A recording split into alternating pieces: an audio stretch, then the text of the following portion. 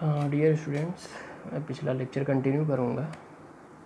अब क्या है, इस एक और हाइड्रोलिक डिवाइस के बारे में आपको बताएंगे। वो हाइड्रोलिक डिवाइस होगा हाइड्रोलिक रैम। ये आपके लैब का भी पोर्शन है। एक्चुअली क्या होता है, कुछ हिली स्टेशन, हिली एरियाज़ में हाई हाइट पे, ज़्यादा हाइट पे लोकेशंस होते हैं जहाँ वाटर अवेलेबल नहीं होते हैं। तो क्या होता है, स्मॉल हाइट पे जहाँ पे वाटर रिसोर्सेज अवेलेबल होते हैं लार्ज अमाउंट में, वहाँ से हम स्मॉल अमाउंट में वाटर को ज़्यादा हाइट वाले लोकेशन पे जहाँ पे वाटर नहीं है हाइड्रोलिक रैम का यूज करके हम पहुँचा सकते हैं। ठीक, here we can see some lines related to hydraulic ram. Actually, what is a hydraulic ram?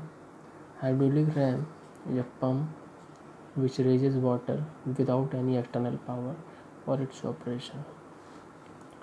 When the large amount of water is available at small height, a small quantity of water can be raised to the greater height. Okay, and hydraulic dam basically works on the principle of water hammer principle. Okay, एक line diagram या diagrammatic view hydraulic RAM का देख सकते हैं यहाँ पे हम देख सकते हैं हाइड्रोलिक रैम का एक डायग्राम बना हुआ है। ये सप्लाई टैंक जो कि सम्प लेवल से कितने स्मॉल एच हाइट पे है। ठीक, और ये डिस्चार्ज पॉइंट सम्प लेवल से कितने हैं हाइट पे, एच हाइट पे है।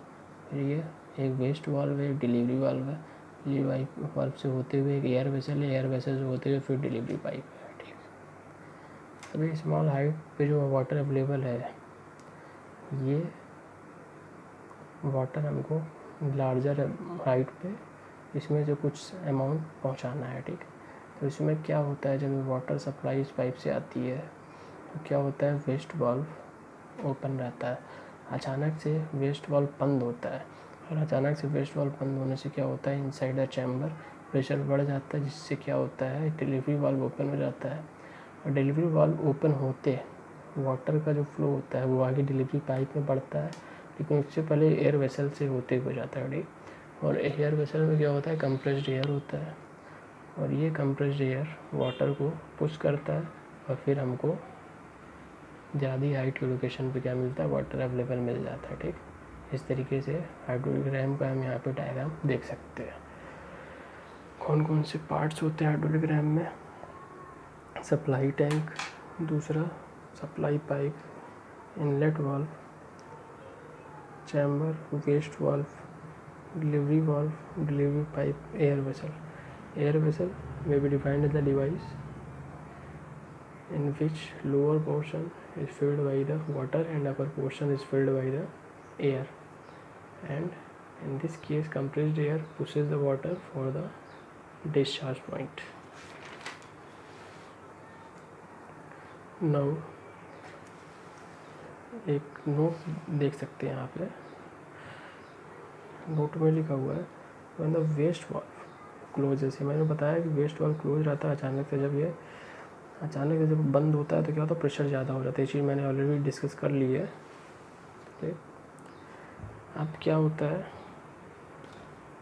अगर energy supplied by the tank to the ram की बात करें तो क्या होता है, वेट जो डब्लू होता है वो कैपिटल डब्लू मिलता है, मतलब हमारे पास लार्ज अमाउंट में वाटर है, लेकिन स्मॉल एच हाइट है, मतलब कम हाइट पे वाटर अवेलेबल है। अब क्या करना है, इसी डब्लू में से स्मॉल अमाउंट हमको ज़्यादा हाइट पे पहुंचाना है। हमारे पास आउटपुट क्या मिला, small W into capital H, और इनपुट क्या मिला, capital W into small H. तो यहाँ से हम क्या निकाल सकते हैं, एफिशिएंसी, और ये एफिशिएंसी क्या होती है, डिओबिशन एफिशिएंसी होती है, डिओबिशन एफिशिएंसी। ठीक, क्या होता है, रैंकाइन एफिशिएंसी में क्या होता है, जो ये हेड होता है उसमें से स्मॉलर हेड को क्या करते हैं, सब्ट्रैक्ट कर देते हैं, और कैपिटल डब्लू में से स्मॉलर अमाउंट को सब्ट्रैक्ट कर देते हैं, और फिर एफिशिएंसी जो निकालते हैं वो रैंकाइन एफिशिएंसी आती है। तो डिओबिशन एफिशिएंसी ये हो गई, रैंकाइन एफिशिएंसी ये हो गई। ठीक, एक क्वेश्चन देखते हैं रैंकाइन और डिओबिशन एफिशिएंसी पे। क्वेश्चन दिया हुआ है यहाँ पे,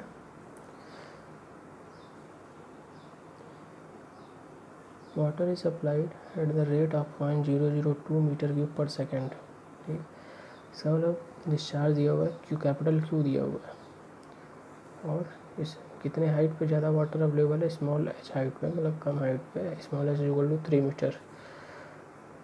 क्या निकालना है, कितना डिस्चार्ज पहुंचाना, 0.002 मीटर क्यूब पर सेकंड, मतलब ये स्मॉल क्यू दिया है, तो हमको क्या निकालना है, कैपिटल एच भी दिया हुआ है 20 मीटर फ्रॉम द रैम। तो एक्चुअली हमको निकालना क्या है, एफिशिएंसी, डिओर्बिशन एफिशिएंसी, रैंकाइन एफिशिएंसी। सबसे पहले डिओर्बिशन एफिशिएंसी भी आते हैं। स्मॉल क्यू की वैल्यू दी है, कैपिटल क्यू दिया है, स्मॉल एच कैपिटल एच, तो कितनी आ गई डिओर्बिशन एफिशिएंसी 66.67। अब क्या होता है, रैंकाइन एफिशिएंसी में कुछ वैल्यू सब्ट्रैक्ट की जाती हैं, तो क्या होता है, ये फार्मूला आता है capital H by small H capital W minus small W. तो एफिशिएंसी घट गई, 62.96% एफिशिएंसी आ गई। ठीक है,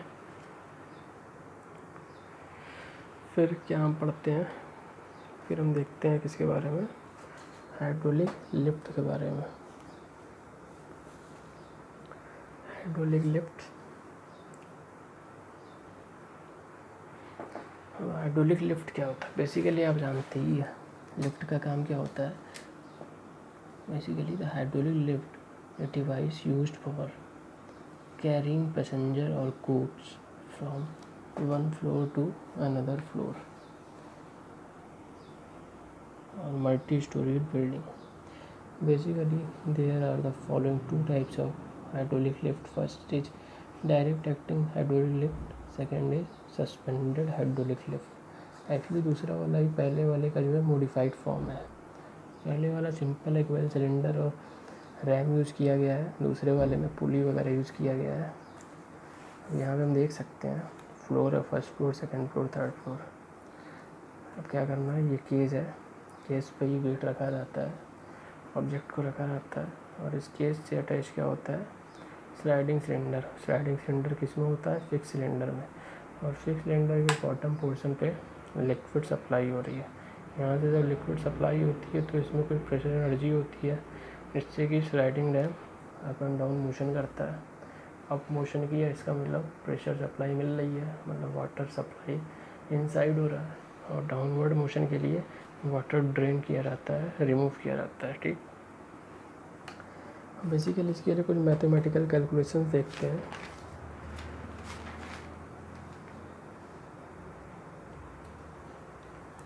ठीक है, उससे पहले हम बता देते हैं आपको मॉडिफाइड फॉर्म भी है। बोले थे जैसे कि मॉडिफाइड फॉर्म में ये केस वैसे ही है, बस ये है कि पुली से अटैच हो गया है, और इसमें दो पुली के बीच में एक सिलेंडर है, और सिलेंडर के बीच में क्या है, ये स्लाइडिंग रैम लगा हुआ है। ठीक है, ये पुली मूवेबल होती है, फिक्स होती है।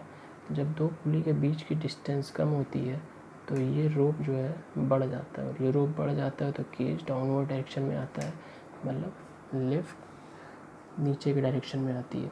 और जब ये पुली और इस पुली के बीच की डिस्टेंस कम हो जाती है, मतलब स्लाइडिंग रैम अपवर्ड डायरेक्शन में आता है, तो क्या होता है, ये केज ऊपर की डायरेक्शन में जाता है। ये डिस्टेंस कम हुई तो क्या होता है, सॉरी, ये डिस्टेंस कम हुई तो ये लेंथ बढ़ जाता है, तो केज नीचे आ जाता है। और ये डिस्टेंस जब ज़्यादा होगी दो पुली के बीच में, तो क्या होता है, ये वायर कम हो जाता है, ये केज ऊपर चला जाता है। ठीक, एक क्वेश्चन देखते हैं हाइड्रोलिक लिफ्ट पे।